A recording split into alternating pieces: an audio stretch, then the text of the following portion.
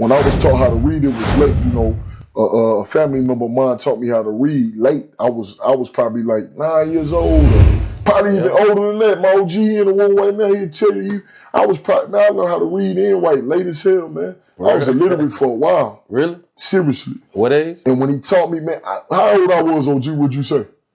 I think you was about 8 or 9, bro. Seriously. Yeah. Before I knew how to even read, period. Did you fail any grades or not? I did flunk when that was a long story. I got hit by a truck later on in life. I was intelligent by that point. It was just a little circumstance, but long story short, little situation. But before that, I could say 8 or 9 when it come to me learning how to read, but even after that, I learned even later than that, really like actually when you really got it. Got it. Yeah. I start learning late and then finally got it down packed. Excuse me, very late. But after that point, I was committed performance after that forward. Like all my tests, writing, I love reading. Commended performance, like you said in the song with Provan. Naturally, you did. Every time I wrote, I would get commended performances. Then we went home and spent time with the local pharmacists. You heard me? The honor roll ain't changed the fact we came home to arguments. Ain't nobody pat me on my back for them accomplishments. But we had some hot dog water in a rusty pan. When I talk about them trenches, would you understand? I just seen my auntie with another man, RP ain't Natasha. I got 2 little sisters and 3 brothers, man. I can't let nobody talk about the fam. Keep me out of class, I don't give a damn. I never fall when I'm in that jam. I watch mama hustle for Thanksgiving yams.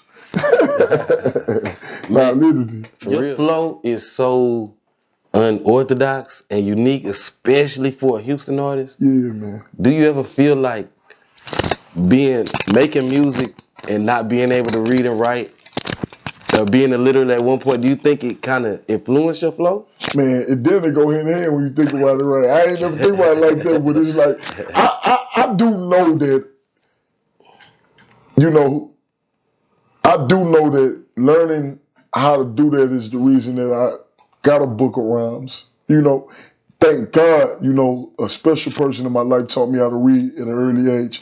And because of that, I was able to, you know, at a late age, but younger age, but because of that, I was able to, of course, do this shit I do every day. That was one of the reasons. And, you know, because mama had us going through different stuff that gave her a headache, you know, I can rap about this stuff and really give you the passion. You can feel it. What about now, though?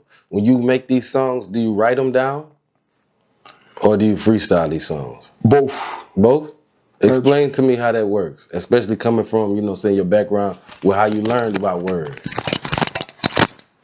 Both of them, because I love writing. Since I learned how to write, I love writing. So I finally got it down pat. I love writing. You know, I wouldn't trade it for nothing. It's therapeutic at times to write. Though, I'm the naturalist.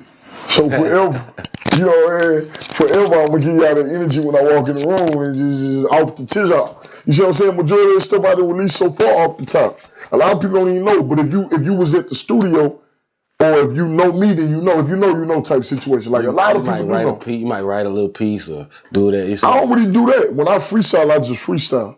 The main thing that I take from your style is super extremely versatile. And it sounds natural, like it sounds like you cooking up some wild shit, some gumbo shit. My doggy, I'm gonna get freaky, man. You damn right, my brother. I love doing something that ain't been done. Period. I don't care what it is. I love doing something that hasn't been done in history yet.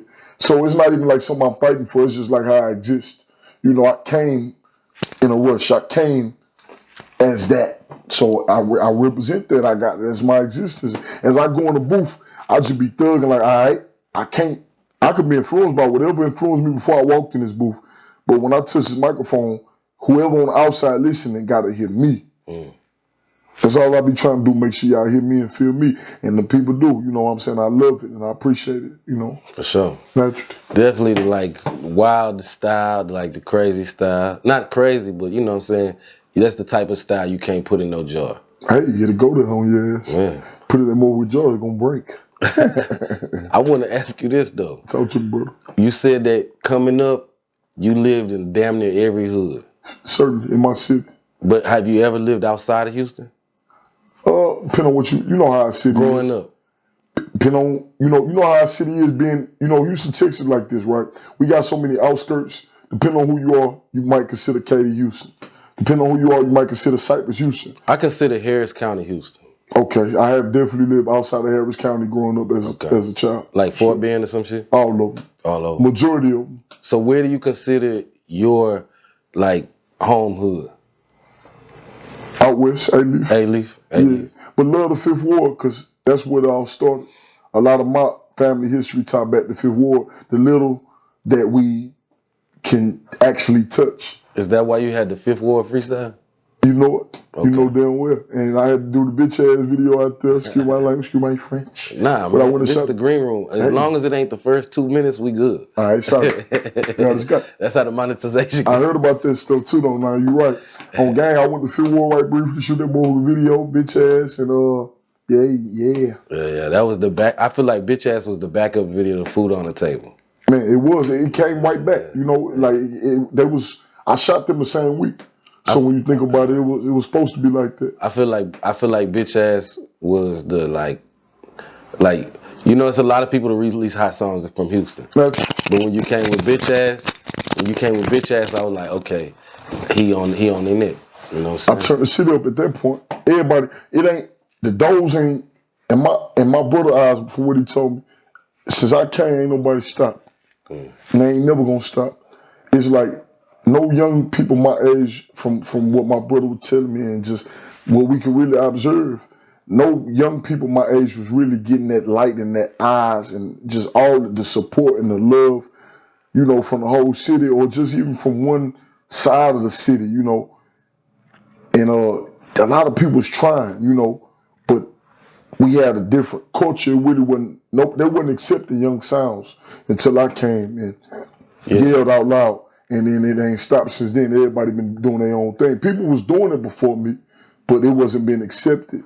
I came and I got accepted immediately, You got the voice and you got the style. What do you, cause like, it's a zillion niggas rapping in Houston. Yeah, that's what I'm just talking about. Yeah, it's a zillion niggas rapping in Houston. And you started really doing your thing really around the same time that I started doing the Green Room. Crazy. You know what I'm saying? So that is crazy. I kind of grow with listening to you. Beautiful. So what do you think it is about the way that you came out that made it so acceptable? Because most artists in Houston don't get that pass. Houston is a tough crowd. Our city ain't no joke. It's really capital. But it's like, I don't know. For me to say, going back to what I said, we lived every hood you could think of in my city and suburb here and there, you know what I'm saying? So it's like my name rung a couple bells here and there, already on the strength.